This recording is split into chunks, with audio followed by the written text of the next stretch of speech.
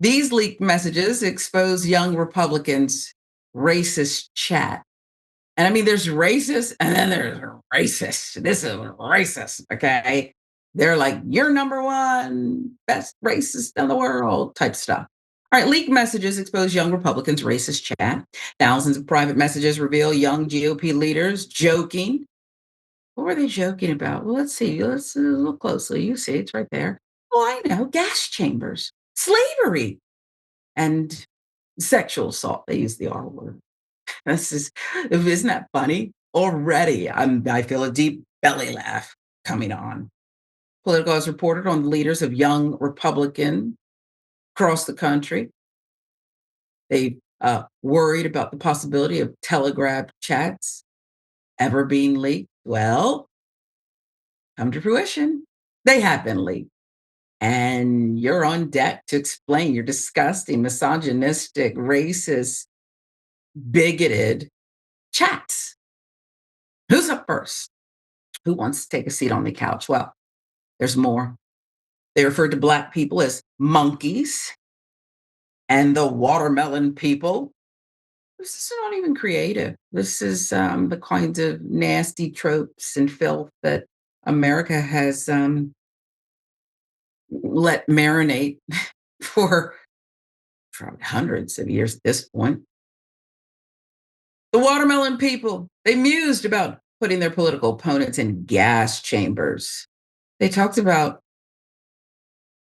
sexually assaulting their enemies, driving them to suicide, lauded Republicans who they believe support slavery.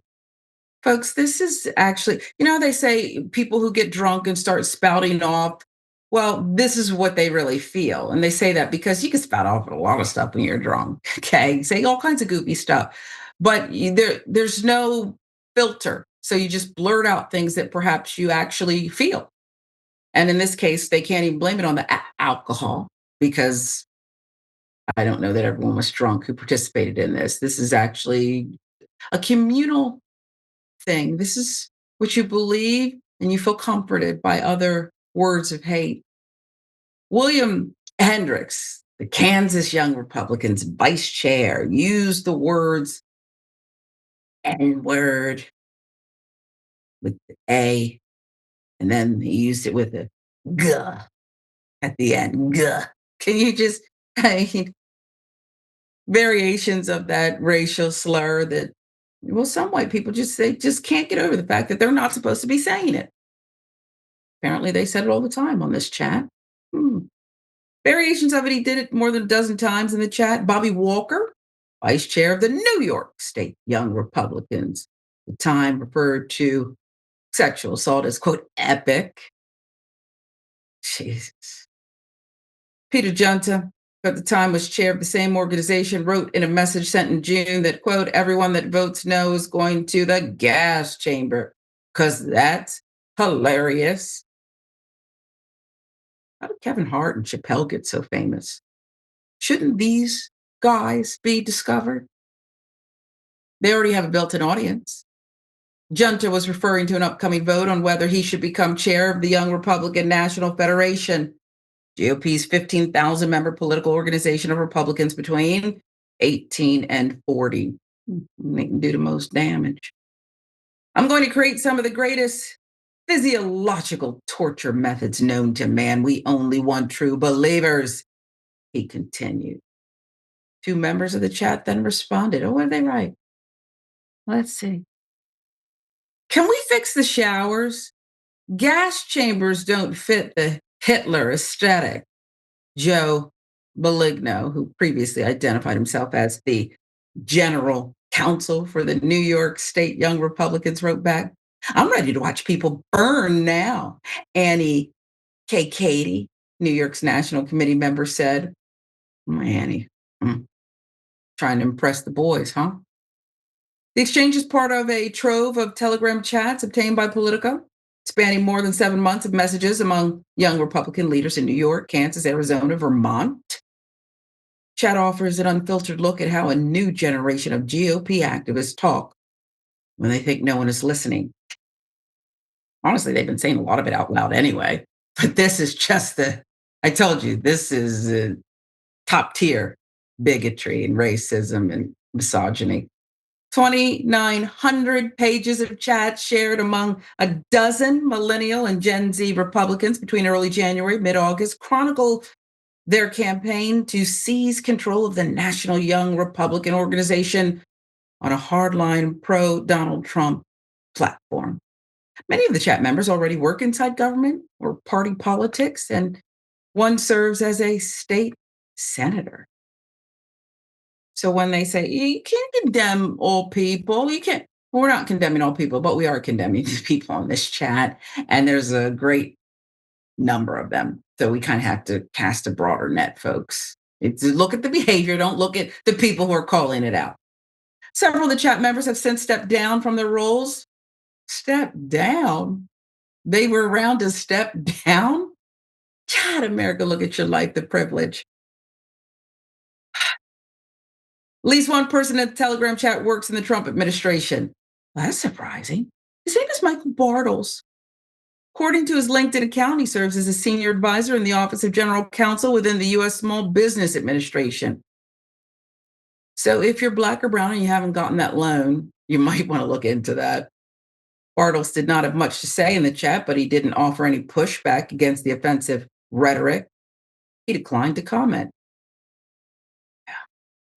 Mixed into formal conversations about whipping votes, social media strategy, and logistics, the members of the chat slung around, well, an array of slurs, which Politico is republishing to show how they spoke. Epithets like, well, most would prefer queer and not this F bomb. Okay, but whatever you can do to be offensive. The R word instead of a safer, more respectful term. And then there's the N word with the appeared more than 251 times combined. So this isn't a one off, folks. This is how we speak to one another. This is what we're doing. This is like when company comes over for the dinner party and you're on your best behavior, that's one thing. But as soon as they leave, the family that kicks back, cusses each other out, involves themselves in domestic violence and drinks too damn much, that's who you really are. And that's who they really are.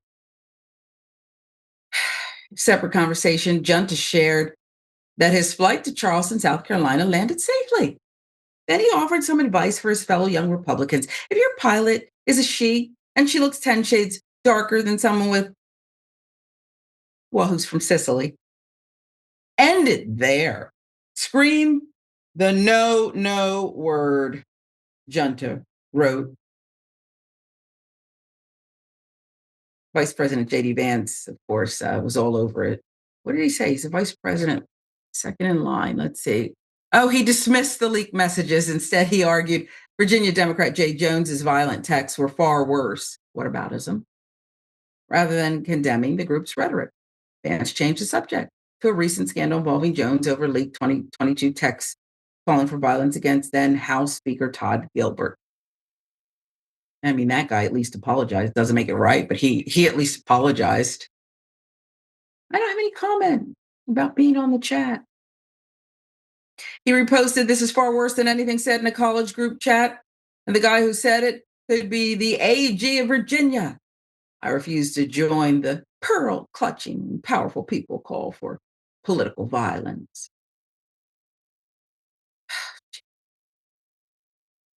I liked him better on Signal in that scandal where he said very little. Okay.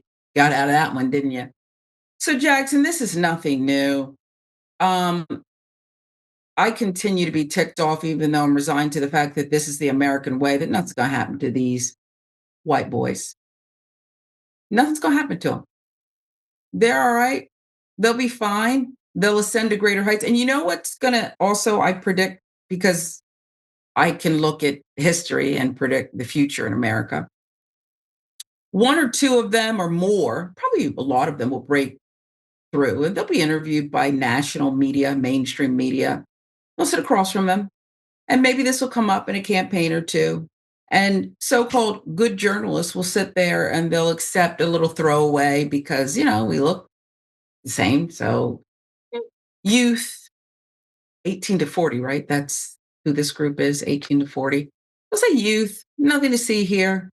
But God forbid you be a brown kid who, I don't know, did you smoke a little weed?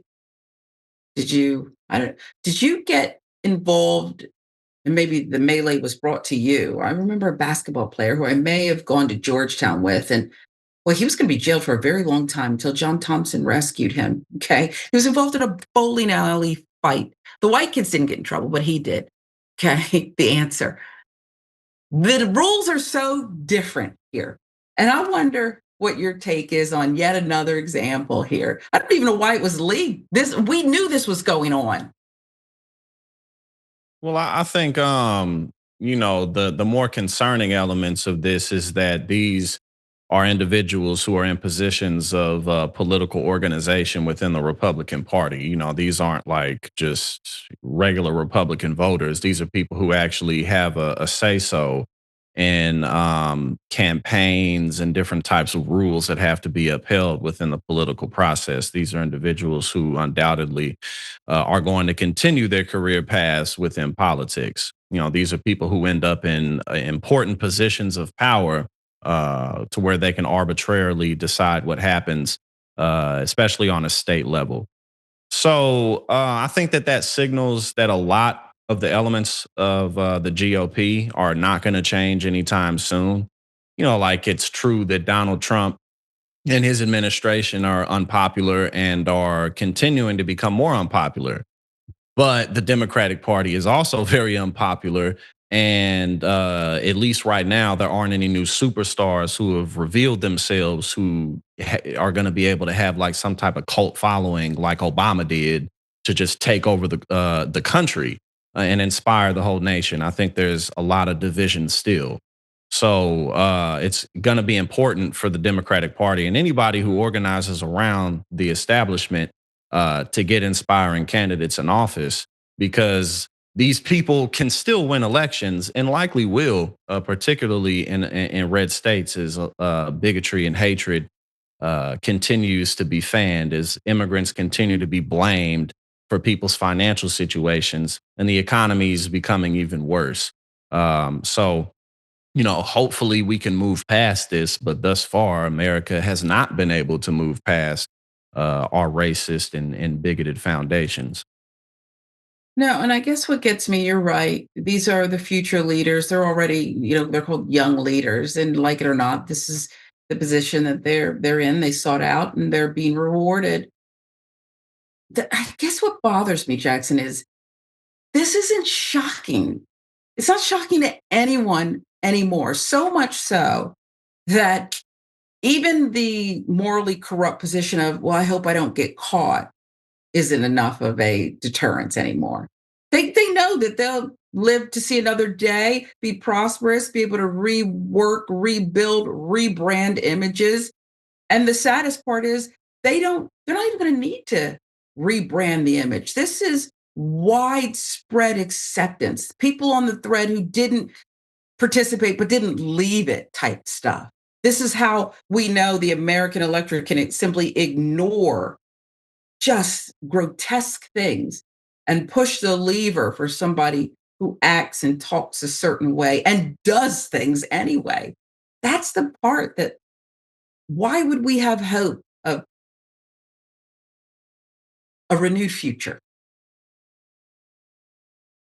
Well, I mean, without hope, there's really nothing to keep It's an us going unfair forward with question. anything. I It's think in unfair. situations like this, I like to. I think one good thing that history can do, the more you learn about it, it can give you more hope because humanity and life itself is continuously overcoming challenges and obstacles. We've been here before. We've been in much worse positions before. Sometimes you need to take a little break. But this is just another day in the human experience. And I do think that as long as we keep the fight alive, things will improve. But we got to look at things practically. The United States is a very, very large country, it's an empire. And it's likely that over the course of the next 50 plus years, it may not remain one nation for a variety of reasons. It's very Whoa, difficult. whoa, to whoa, together. whoa, whoa, I'm just whoa. saying. Hey, Hey, what you I'm just just saying. I announced, mean, countries come and go. You feel me? I'm not saying the United States is definitely going to be in like a civil war next you week, just but what I predicted am it. saying is that the empire is crumbling, Yeah. and even in the face of that, there's opportunities for us to come together and make better systems. So no matter what it is that we're dealing with, it's likely that humanity has been through this before. So Well, hope still alive to me. I enjoy learning about history. I won't say I learned the truth in much of the education I had, particularly through high school. But the South was the one, correct me if I'm wrong, who wanted to, well, divest, cede. The South didn't want to be part of America, these United States anymore, and so they broke off. And I wonder, before we move on to the next one, if you had a prediction of who, what, the factions, who will I mean, lead us into perhaps a second I civil mean, war? well, it's this wouldn't for me. I mean, in my opinion, this would not be over like Donald Trump or MAGA. It would just be about the country having a very difficult time keeping itself together. That happens often with empires. Countries end up having a difficult time holding themselves together because there's a lot of different ethnicities and people of cultural backgrounds, religious backgrounds, all within one landmass. You got to keep everybody happy. When people aren't happy, people rise up, people revolt. So I don't think it would be over Donald Trump, but it would definitely, if it were to happen, it would just be because the country's having a hard time keeping itself together. I think the Kremlin just tuned in from Moscow to this episode of Indisputable. Very curious about what's going on in America and what's to come. Interesting.